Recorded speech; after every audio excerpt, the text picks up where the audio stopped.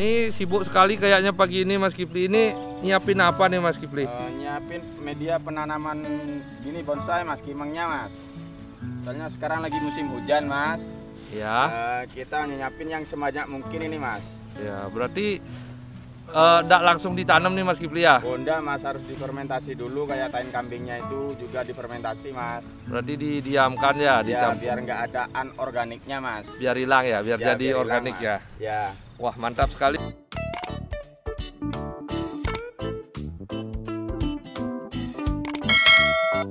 View sedikit. Nah, begini keadaannya, sangat sibuk. Nah, ada Aming, ada Pak Yusuf, ada Kipli. Nah, di sini juga banyak krunya.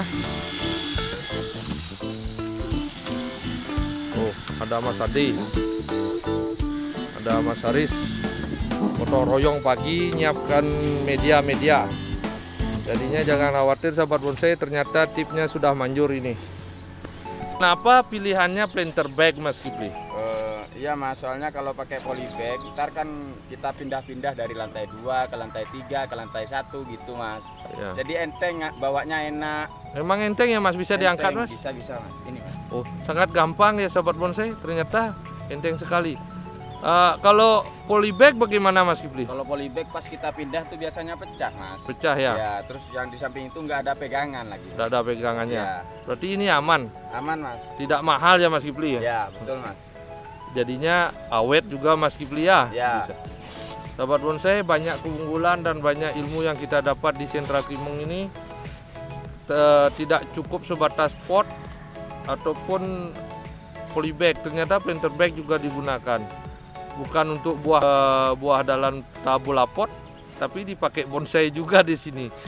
Banyak tips dan ilmu kita dapat. Banyak teman-teman di sini ini lagi ngebor baskom untuk pot di lantai 3. Ini Mas Kipli sama Mas Yusuf ya Mas ya? Ya. Ini lagi posisinya lagi ngebor ya Mas ya? Ya, ngebor. Gimana ini dibor banyak begini Mas Kipli? Harus ada gini, harus ada poros biar airnya tuh turun. Salah penanganannya Mas, bisa fatal Mas, bisa mati pohonnya Mas. Kalau salah satu aja nggak ada yang dibor, itu pasti akan mati, kan akan jadi pembusukan Mas. Ada pemasangan baskom juga diisi sekam. Nah, kita akan tanya-tanya fungsinya seperti apa. Mungkin Mas Kiplinya tahu karena dia yang masang sendiri. Saya lihat kok ini di potnya kebanyakan sekam. Bagaimana nih Mas Kipli? Iya Pak, iya Mas, ini kan di loteng lantai 3 Mas. Jadi yang kita siapin itu sekam dulu Mas, soalnya medianya Mas. Untuk beban bangunannya kan udah tahu sendiri Mas, kalau pakai gitu Mas, pakai tanah Mas. Berarti biar ringan gitu ya Mas? Ringan. Soalnya kita penanamannya banyak banget Mas. Jadinya yang diperhitungkan beban massa dari media ya? Ya betul itu Mas. Ini enggak masalah dengan pohon Mas? Enggak Mas, ini kan 2 bulan lagi akan jadi pupuk Mas. Oh, secara tidak langsung jadi pupuk organik ya, gitu jadi ya? Pupuk organik Mas. Oh, berarti ini ada campurannya ya juga ya Mas Kipli ya? Ada Mas, ntar Mas. Pakai pasir sungai tetap itu masih masang. Ini dicampur sama pupuk gitu ya Mas ya? Di sini udah diisi tambahan lagi. Ini campurannya Mas, ini ada tanah, ada tain kambing, ada sekam Mas. Ya, nggak bahaya itu Mas ya? Enggak Mas, justru yang pakai ini kan dia kalau disiram itu tanahnya akan turun Mas. Turun jadi langsung cepet, meresap ke sekam yang tadi yang banyak itu ya? Ya, jadi cepat pembusukannya itu Mas. Oh, tanpa tanah nggak bisa ya? Lama ya Mas? Bisa Mas, lama itu Mas. Berarti harus dicampur, disiram gitu ya Mas Kipli ya? Disiram biar meresap. Berarti tidak ditanam langsung gitu seperti tadi? Udah berani Mas, harus nunggu 2 minggu setelah rumput itu udah tumbuh baru kita berani nanam Mas. Berarti fungsinya nih banyak ya Mas ya? Ya. Yang dipikir di loteng itu ternyata tidak sesederhana itu ya Mas Kipli ya? Ya betul Mas. Nah ini sahabat bonsai, media diisi seperti ini penuh. Berarti ini kompos juga Mas Kipli ya setelah disiram? Iya, kompos itu Mas. Ternyata ini seperti ini. Nah ini sekam dari kambing sama pasir sungai. Hasilnya udah jamin Mas Kipli? Udah Mas, udah ada yang ya? jadi kok Mas. Oh iya, kita terus lihat apa yang dikerjain sahabat bonsai. Ternyata trik-triknya begini sederhana tapi sangat menentukan. Pak Aris ini apa tidak berat gitu Mas Aris ya? Tidak ya? Oh iya. Ini Mbak Arisnya juga bantu, ternyata gotong royong pagi ini untuk ngejar 50 pot pagi sahabat bonsai. Ini diisi seperti itu. Pertama diisi lebih dari 2/3, habis itu dikasih 2 ember yang campuran. Katanya didiemin 2 minggu. Memang benar sangat banyak sahabat bonsai di sini yang disiapin planter bag, di sebelah sana pakai waskom. Nah, menurut informasi tidak cuman bahan kimeng yang akan ditanam, ternyata yang planter bag ini disiapkan untuk sancang. Kita akan terus update bagaimana hasilnya nanti.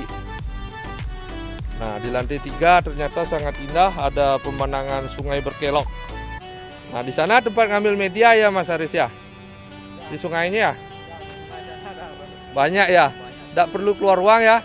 Dikerek langsung dapat media bladernya ya? Sahabat bonsai, bladernya ada di bawah.